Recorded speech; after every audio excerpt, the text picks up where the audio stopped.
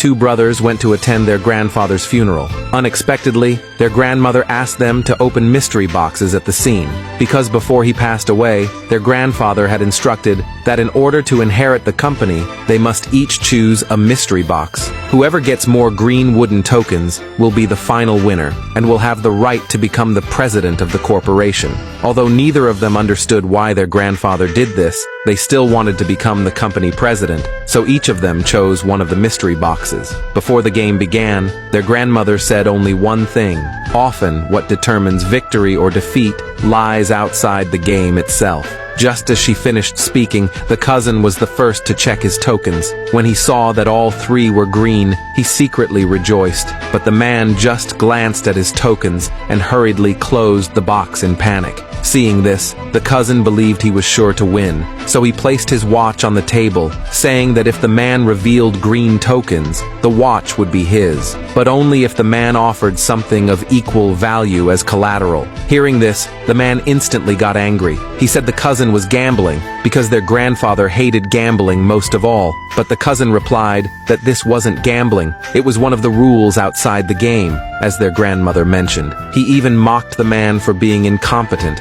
and unqualified to fight for the inheritance. The man was not convinced when he heard this. He turned to their grandmother and said this was unfair, but before the grandmother could speak, the cousin mocked the man again. The man became furious. He immediately took off his own watch, saying he was ready to compete with the cousin. Seeing this, the grandmother added another rule. Before this incense stick burns out, the two of you must decide the winner. Otherwise, neither of you will get the inheritance. After saying that, she told them to continue the competition. However, the cousin looked down on the man's watch. He said his own watch was worth hundreds of thousands of dollars. If the man couldn't produce something of equal value, then he would be considered the loser. At this point, even the man's wife tried to persuade him to give up, but the man explained to his wife the cousin was betting, because he must have red tokens in his box. That's why he was using the luxury watch to pressure him. He wasn't going to fall for it. Even the relatives nearby sided with the cousin, mocking the man as a broke loser. Even the uncle, who always cared for the man, told him to give up. After all, he couldn't win against the cousin. Looking at the cousin's arrogant face, the man refused to back down. He directly put up his only car as collateral. Then he urged the cousin, "Can we open the boxes now?" But the cousin wanted to defeat the man thoroughly and wasn't planning to let him off. He knew the man had limited assets, so he made another bet and had someone bring $1 million in cash. The man and his wife were dumbfounded when they saw this. Unexpectedly, the cousin's father stepped forward to object, saying that money was for a construction project and he didn't agree to let his son gamble with it. But the cousin was confident he would win and said it was just pocket change, telling his father not to worry, then arrogantly asked the man, "Still going on?" It was only then that the man realized the cousin was setting a trap for him. He knew the man had no money and was forcing him into a corner. Seeing the man silent, the cousin told him to sign a waiver for the inheritance and kneel to apologize. Then he'd let him go.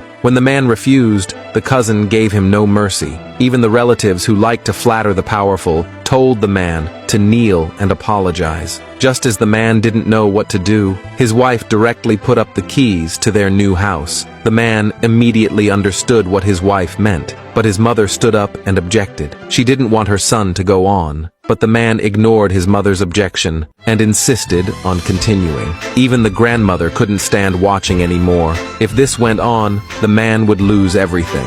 So she told him to apologize to the cousin and keep his property, but the man felt very wronged. All these years, his family had always been oppressed by the cousin. He insulted his family and even hired people to beat him. This time, he would not back down again. He must fight for his family's dignity. After saying that, he declared his bet was $200,000 higher than the cousin's. If the cousin wanted to continue, he had to match it. Otherwise, he would be the loser. But the cousin scoffed at a mere $200,000. He was about to bet his villa. But, unexpectedly, he forgot to bring the keys. Just when he thought he was done for, his wife showed up just in time to save him. But the woman was still a bit worried. If her husband lost, they would become completely broke. but the cousin confidently declared he would win. He even showed his wife the color of his wooden tokens. Seeing this, the wife bet the villa keys and added her Mercedes-Benz. At this point, the man was still short $2.6 million.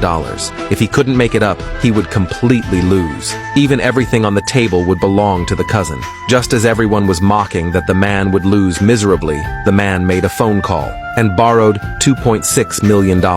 According to the agreement, the two could now open their boxes. But when the man opened his box, everyone was shocked.